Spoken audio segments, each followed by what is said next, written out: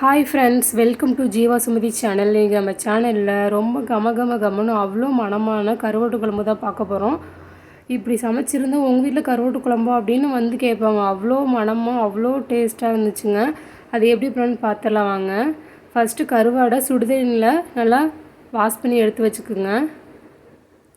அதுக்கு தேவையான காய்கறிகள் வந்துட்டு வெங்காயம், தக்காளி, பூண்டு, கருவேப்பில், உருளைக்கிழங்கு, கத்திரிக்காய், முள்ளங்கி. உங்களுக்கு எந்த காய்கறிகள் தோணுதோ அந்த காய்கறிகள் போட்டு பண்ணலாம். ரொம்ப சுவையாக இருக்கும். சுரக்காய் கூட போட்டுக்கலாம், அதுவும் நல்லாயிருக்கும். கருவாடு காம்பினேஷன் நல்ல காய்கறியாக இருக்கும். அதுவும் நீங்கள் போட்டுக்கலாம். இந்த மாதிரி தண்ணியில் கத்திரிக்காய் மட்டும் கட் பண்ணி வச்சுக்குங்க. அப்போ தான் கசப்பு தன்மை வராமல் இருக்கும். ஒரு கடாயில் எண்ணெய் ஊற்றிட்டு கடுகு, வெந்தயம் நல்லா பொரிஞ்சதும் நம்ம கட் பண்ணி வச்ச வெங்காயத்தை போட்டுக்கலாம். நல்லா வதக்கிக்குங்க. அதோட 2 பல் பூண்டு, கருவேப்பில் அதுவும் போட்டு நல்லா வதக்கி எடுத்துக்குங்க. நம்ம கட் பண்ணி வச்ச தக்காளி பழம் அதுவும் போட்டு நல்லா வதக்கிக்குங்க.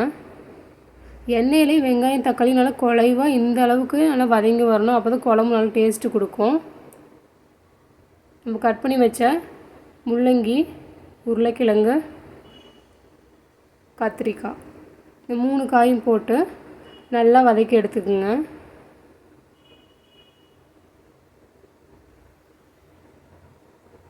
தேவையான அளவு உப்பு, மஞ்சத்தூள், காய்கறிகளை நல்லா வதக்கி விட்டுக்கலாம். இந்த ஸ்டேஜில் நம்ம கருவாடு க்ளீன் பண்ணி வச்சதை போட்டுக்கலாம். நல்லா கலந்து விட்டுட்டு வீட்டில் அரைச்சி குழம்பு மிளகாத்தூள் 2 ஸ்பூன், வர மிளகாத்தூள் 1/4 ஸ்பூன் போட்டு நல்லா கலந்து விட்டுருங்க.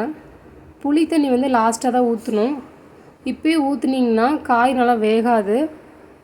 காய் 50% நல்லா வெந்ததுக்கப்புறம் போட்டிங்க அப்படின்னா நல்லா வேகும்.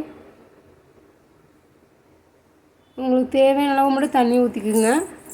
நான் இன்றைக்கி கொஞ்சம் கிரேவி மாதிரி தான் பண்ண போகிறேன், அதனால் தான் கம்மியாக தண்ணி ஊற்றிருக்கேன். இந்த அளவுக்கு நல்லா காய் வெந்ததுக்கப்புறம்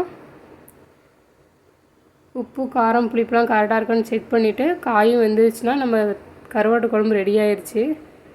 கொதிக்கும் போதே அவ்வளோ மணமாக இருந்துச்சுங்க. ரொம்ப டேஸ்ட்டாக இருந்துச்சு சாப்பிடும் போது. நீங்களும் ஒரு டைம் இந்த மாதிரி செஞ்சு பாருங்கள் வீட்டில்.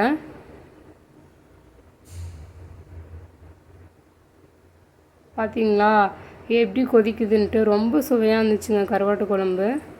உடம்புக்கும் ரொம்ப நல்லது கருவாட்டு குழம்பு. வாரத்தில் ஒரு நாள் எடுத்துக்கிட்டிங்கன்னா இந்த மூட்டு வலி, கைகால் வலி, சளிக்கு கூட ரொம்ப நல்லது.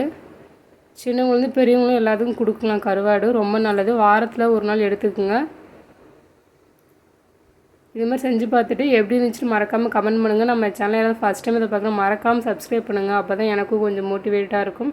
நெக்ஸ்ட் வீடியோவில் பார்க்கலாம். அது வரைக்கும் டாட்டா.